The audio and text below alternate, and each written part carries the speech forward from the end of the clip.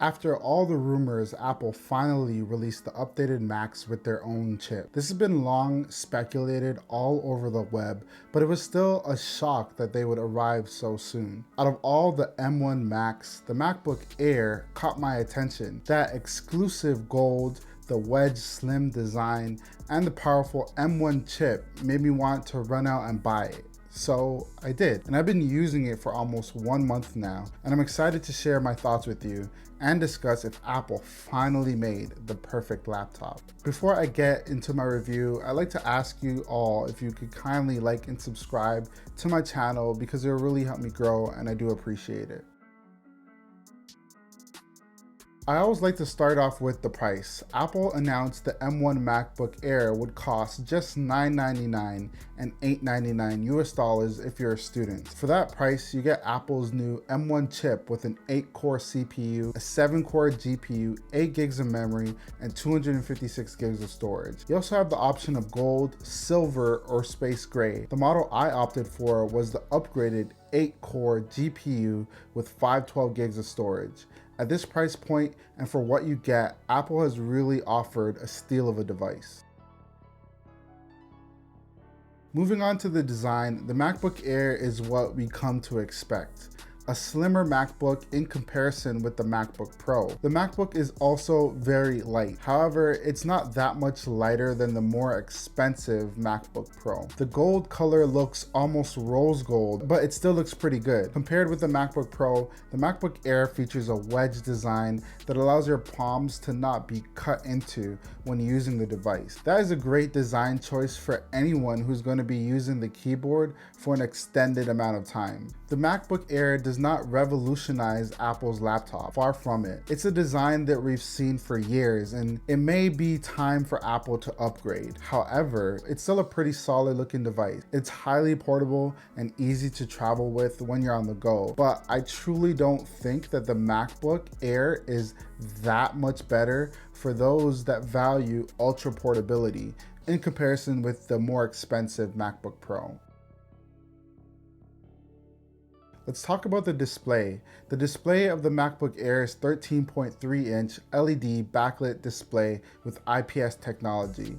It comes in at 2560 by 1600 resolution, giving you 227 pixels per inch. It has 400 nits of brightness, True Tone display, which I never use. And finally, Apple has added the P3 wide color gamut. That means that anyone who would like to edit photos or videos will no longer need to buy the more expensive MacBook Pro over the MacBook Air. This is a reason why I returned my MacBook Air last year and got the Pro. As a photographer, I generally need to ensure that I have access to the most colors in order to edit my photos. The only downside with this is that the display has 400 nits of brightness compared to the more expensive one. So if you need the highest amount of nits, you just might as well buy the MacBook Pro. Other than that though, this is a breeze to watch content on, and it does not strain my eyes. As someone who wears glasses regularly, it's good to be able to just view a crisp display when I'm working for hours without any strain.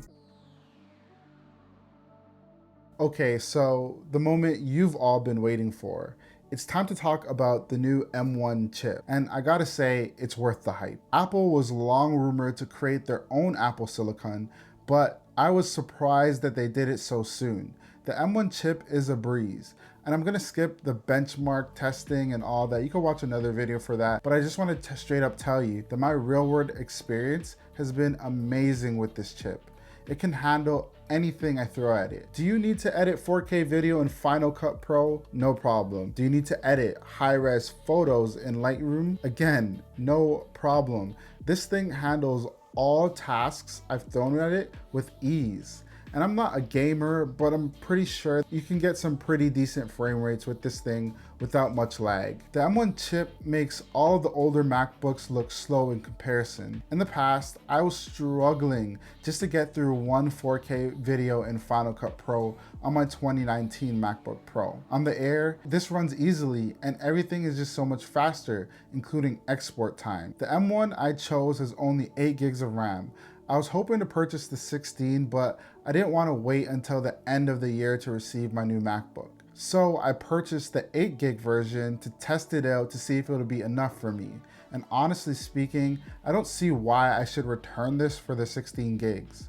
And according to research, it really seems like that the only difference between 8 gigs and 16 gigs is exporting videos, among other things. For just about any other heavy duty task, 8 gigs with the M1 chip is totally fine.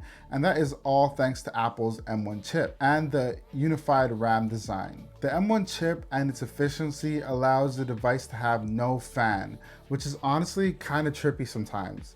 In the past, doing any type of hardcore tasks on the MacBook Air would require the MacBook to sing, but not anymore. Editing videos, having 30 Chrome tabs open can all be done without a hitch. And on top of that, it's absolutely silent. For anyone who hated the fan noise before, you might want to pick up the new MacBook Air.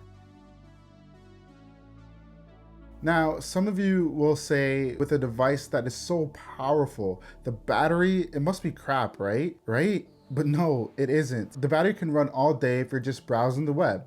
In fact, Apple states you can get up to 15 hours of wireless web browsing and 18 hours of movie playback in real world use. In real world use, I get over 10 hours, but not 15. This goes down to around 8 hours if I'm doing my usual tasks, which is editing videos for my video production company. You don't have to charge every day. The charger included is a 30-watt USB-C power adapter, and it allows you to stay topped up when you need it.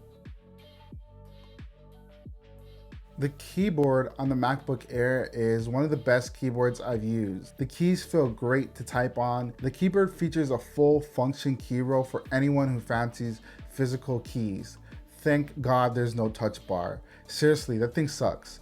I never use it, but it's good that Apple retained the function keys on the MacBook Air. Sometimes the software on the MacBook Pro touch bar would stop working when I was using it, and I had to restart my computer just to get it to work again. I can honestly say that the MacBook Air actually has the better keyboard if you're going to compare it to the MacBook Pro. Now, I've been talking about all the good things about the new Air, but what are some of the things I don't really like about it? Honestly, there's not too many things I don't like. Seriously, I would be stretching it, but if I did have to choose, I'd say that Apple should seriously consider moving around the USB-C ports. Why is it on either side?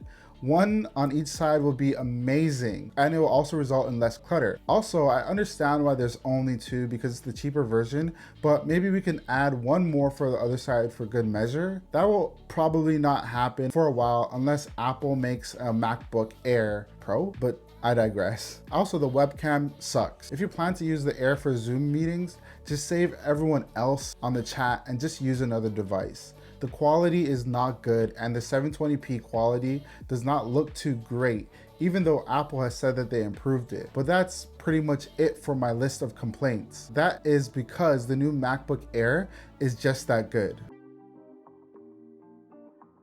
Should you pick this up over the Pro?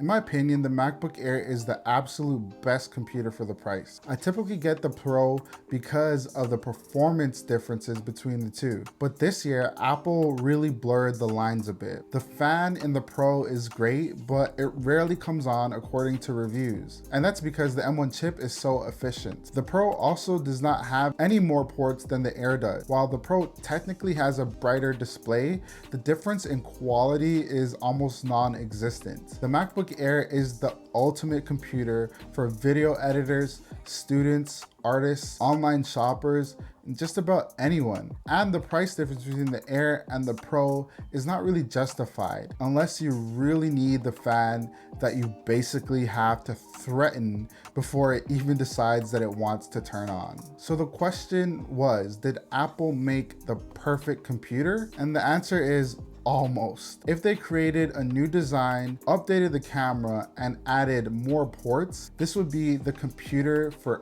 everyone. But I cannot in good faith call a computer that you need to get a dongle for the perfect computer. But I will say that the MacBook Air has blown me away in the almost month that I've been using it. Honestly, I look forward to seeing what Apple does in the future in future versions. Let me know down below if you purchased the new MacBook Air. What's your setup? Like, which version did you get? And also feel free to ask me any questions related to the MacBook in the comments below, and I'm going to do my best to answer them. I try to answer all comments as soon as I can. Thank you guys for watching. I'll see you guys in the next one. Peace.